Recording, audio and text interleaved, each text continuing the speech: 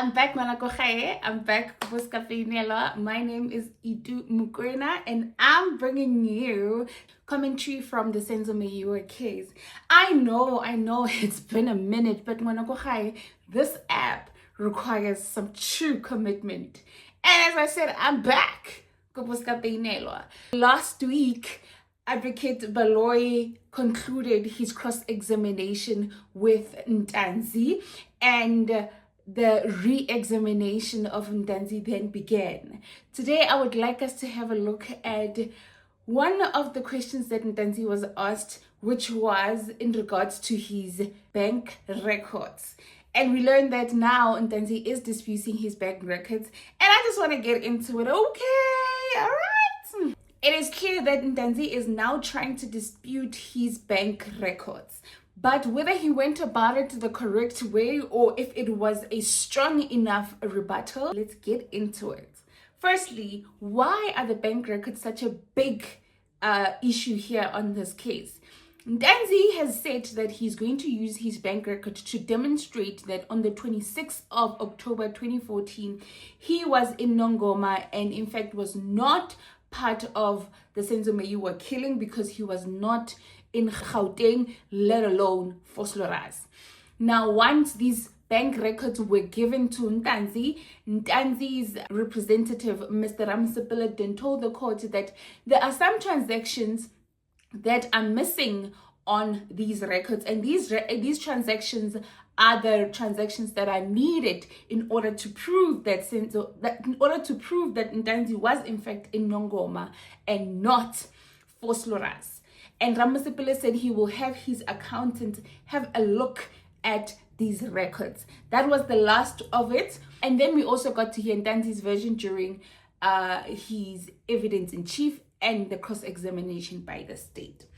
Now that we know that Ntanzi is actually disputing the bank records, let us go through this evidence and try and understand how can Ntanzi actually dispute the evidence and it's actually a rebuttal or a dispute that weighs something in court and it's just not a bare denial. Now, a lot of us think that once a bank statement is presented in court, it will be admitted as is, no question asked, like it's a medical document. Well, I'm going to differ with you here and there. The bank records will be accepted under section 236 of the criminal procedure. And what that means is they are accepted as prima facie evidence, meaning they are accepted as is until or unless they are challenged. Okay, and the challenge has to be reasonable. Section 236 allows the state to bring in bank statement without actually calling the witness to testify on those documents. The witness will just have to provide an affidavit detailing that they are the one who drew the bank statement and that it is authentic and has the client's details. It will also say that the person who is completing the affidavit works for the bank. This will then make this evidence prima facie. This evidence, however, does not mean that the accused have to accept the evidence as is. The evidence can be challenged by the accused when it is brought to court. Just because the evidence is prima facie evidence doesn't mean that you automatically accept it. As I said, prima facie evidence means that at first glance we are accepting this evidence until somebody challenges it properly, right? So if you don't agree with the evidence as the defense, you have a right to say, can you give me more time, my lord, so that I can go have a look at these records and see if I need to challenge them properly or not. In this instance, Ramasipilo looked at the records and he came back and he said that there are some transactions missing. I will have my accountant have a look at the statement. When it comes to the bank records, the state is using that evidence to prove that Ntanzi was in fact not in Nongoma on the 26th of October and did not stop to go to a branch, because according to Ntanzi's evidence, on the 26th of October, he went into a branch in Nongoma and did transactions in that branch, which would have appeared in the statement. Now, the state with these records is trying to show that we have the statement here and those records are not there. Therefore, this did not happen. And if that is the case, that is now challenging Ntanzi's alibi, right? It is also another way of challenging Ntanzi's alibi, which says that on the 26th of October, you were not actually in Nongoma. Now, if Ntanzi does not dispute this, if he does not say anything concrete, then the court will be forced to then take the evidence as is from the state. Now, when we say properly dispute this evidence, what do we actually mean? See, it is very important for Ntanzi not only to say that the bank records are not true. It is important for Ntanzi to go into detail and explain himself. Now, during the re-examination, Ntanzi was asked a few questions by Ramasipile. What do you mean you are rebutting this evidence? What are you disputing about these bank records? Ntanzi listed two things. Ntanzi says the cell phone number that is linked to this bank, it's not the cell phone number that was linked to the bank. Ntanzi also says that his salary or his bonuses that used to come from his employer would usually have a reference to the company. It would have the company reference on the transactions. These transactions don't have that reference. Those are the two things that Ntanzi is disputing. Now, when Ntanzi is asked, how does then, in fact, Ramasipile then twists it, and when Ramasipile is re-examining Ntanzi, he twists it and he says that now these missing transactions, remember, Ntanzi has not mentioned missing transactions. Missing transactions have always come from Ramasipile, from when he received the statement, and then now he's also bringing it up again that there are missing transactions. Ntanzi mentioned that the reference to the payments in his account is not the same as how it would usually be. Ntanzi is also saying that the cell phone number, he's not saying anything about missing transactions. Baloyi also demonstrated during his cross-examination that there was a loan in this account, right? As Ntanzi claimed that he went and he applied for a loan and got a loan. That's how he went and he paid for his lobola and umsebenzi womntwana ekhaya. So, Baloyi demonstrated that there was a loan in Ntanzi's account, but this loan happened after the incident. So it cannot be that this loan is the same loan that is being referred to by Mr. Ramasipile and Ntanzi, which would have happened before he went to Nongoma to do imisebenzi A2, umsebenzi womntwana and umsebenzi welobola. How does Ntanzi then properly dispute prima facie evidence? Ntanzi needs to go into detail about the missing transactions. He needs to tell my lord that these are the transactions I'm expecting to see, because remember, the transactions happened on the 26th of October in Nongoma. Ntanzi needs to speak to those transactions. But Ntanzi is distancing himself from Nongoma branch. He has not said anything. In fact, he does not remember being at Nongoma. He says that if I had the correct bank statement, I would be able to tell you if I was in Nongoma branch on the 26th or not.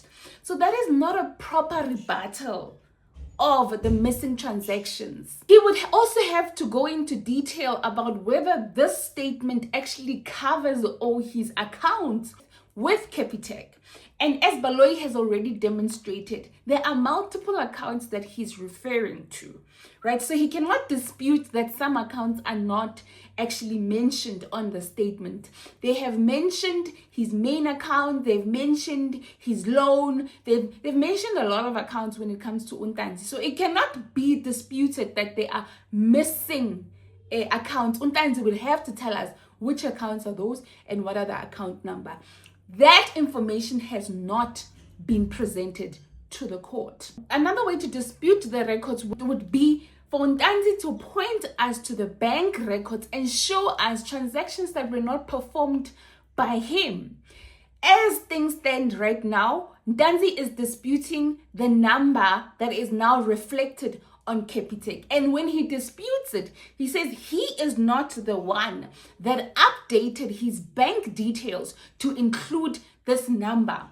So it sounds like he is not disputing the fact that the number is there. He is disputing being the one who actually did the change, which now it's going to put us in a very tricky situation, because how can the bank change your details without you being present or you authenticating the change? It's still not helping him dispute or rebut the bank records, or according to me.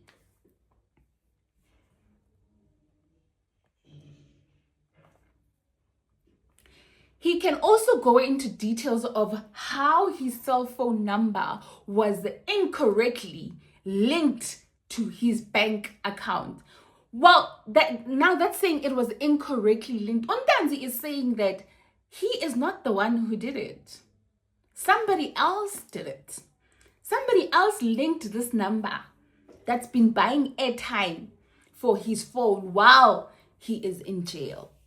So according to section 236, subsection 3, it gives the defense the right to go and inspect these records.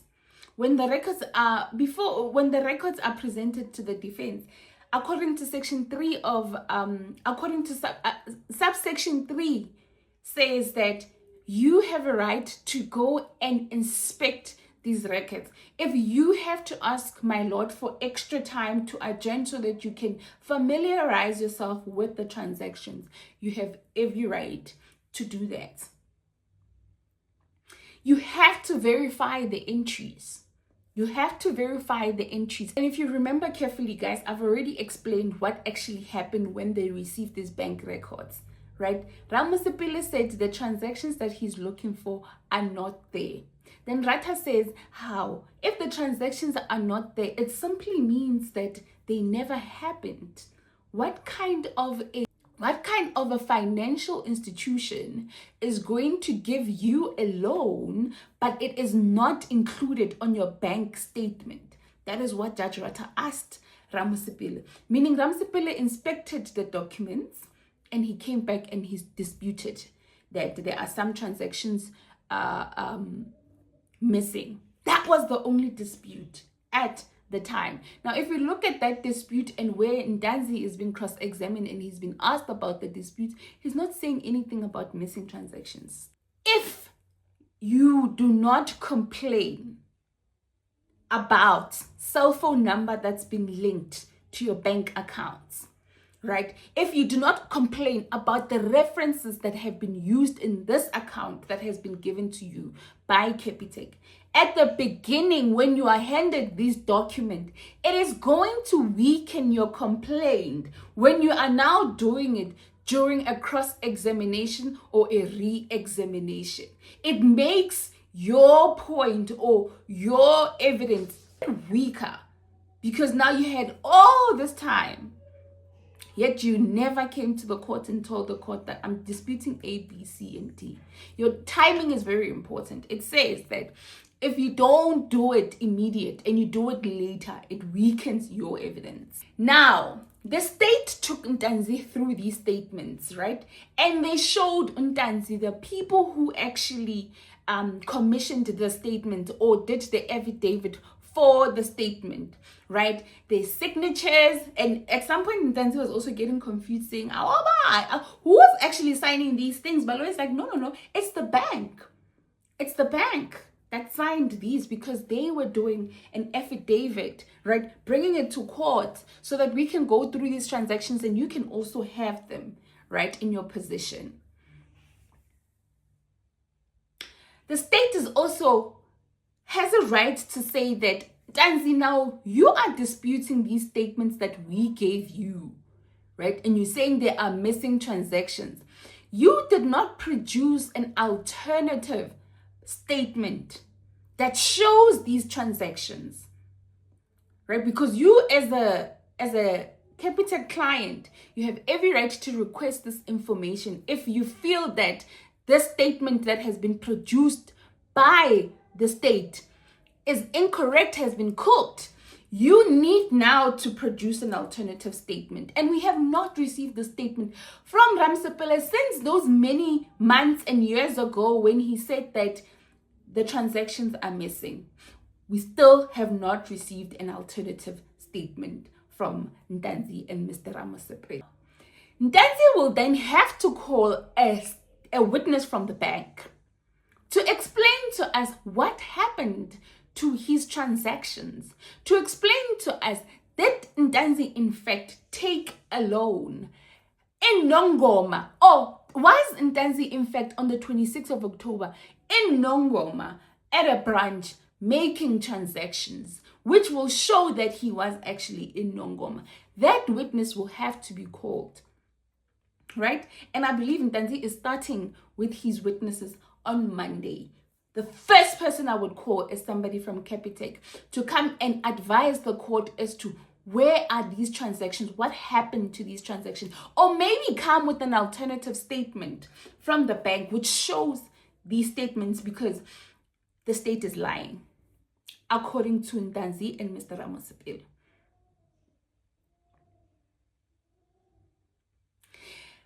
The state is also saying that despite Ntanzi having the bank records, he did not go through them and see that there is a number here that is linked to Capitec that I did not provide, and disputed from the get-go, and not wait until his evidence in chief or his cross-examination to bring out the fact that, hey, there's a number here that was not linked by me.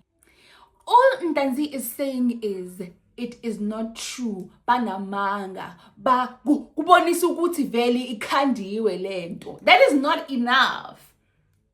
That is not enough. To just say ukuthi ikhandile lento is not enough, Mr. Ntanzi. You're going to have to bring witnesses. You have to bring an alternative statement. You have to explain to us, which you have not done, and now you are done with your evidence. Maybe your witnesses will be able to do this for you on your behalf. Because currently, your legal point of view is just a bare denial. And a bare denial is not going to help you rebut the objective evidence that has been led by the state. You see, the court will not be able to reject documents, especially documents that have been admitted under section 236, simply because the accused disagrees with the documents. The court cannot do that. The court will have to look at what are the details of the dispute from Ntanzi. What is it that Ntanzi is actually disputing? They're going to start from when Ramsepele first disputed and what Ntanzi actually said during his evidence in chief and what he said during his cross-examination. And most of it was, ikhandiwe lento. What's the explanation, Mr. Ntanzi? And it's disappointing because when Ramsepele was actually re-examining Ntanzi, we also don't know if it was a re-examination or if Ramsepele was just getting clarity from Ntanzi's cross-examination with Advocate Baloy. Because he says that he's just rising because he wants to get clarity on a few things that were put to Ntanzi. Even then, Ramsepele still does not get clarity from Ntanzi, to a point where Ramsepele is the one who is now including the missing transactions that Ntanzi has not touched on. That is Ramsepele's evidence. That's not Ntanzi's evidence. Ramsepele is not a witness in that court. The court will also have to look at the dispute from Ntanzi. Is it supported by anything? What is supporting the dispute from Ntanzi? And finally, is it reasonable? Is it reasonable that Capitec would provide a statement that has missing document? Is it reasonable that a bank can update your banking details and include a number that does not that a number that was not provided by you but belongs to you. Is it reasonable, Mr. Ntanzi? Because Ntanzi has not provided reasons. How will the court land on it? Yes, it is reasonable when there are no reasons provided by Ntanzi apart from ikhandiwe. And nakhona ikhandiwe kanjani Mntazi? Now, I want us to put aside whether you support the state, you support defense, you think Ntanzi is cooking, you think Ntanzi is going at Bongani. Let's put that aside. All right?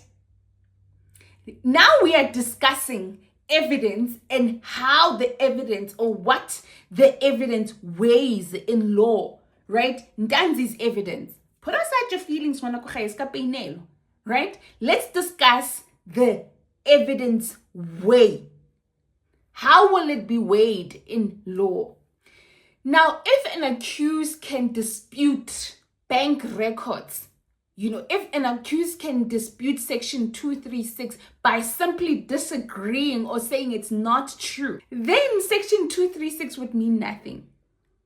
If all I have to do as an accused, when my bank records are now there and I want to dispute them, all I'm saying is these records are not true. That means section 236 is doing nothing. That's why the state is going to argue that the bank records remain reliable because they are not disputed properly. The dispute is very weak. The court is actually entitled to rely on the bank statement. That is what the state is going to argue. If you hear people asking you, why does Ntanzi have to defend himself or prove the bank records? Why does Ntanzi have to prove anything? Well, the answer is Ntanzi does not have to prove his innocence. That onus is on the state. What Ntanzi has to do, however, he does have to raise a credible dispute if he doesn't want the court to accept those bank records if he wants the court to ignore the prima facie evidence. He will have to raise a very credible dispute. That's the law, that's the process, and that's what Ntanzi will have to do. If I have assisted you today in understanding Ntanzi's bank records better, please like, share, comment, and come back again when we discuss another issue on the Senzo Meyiwa case. Thank you. Bye.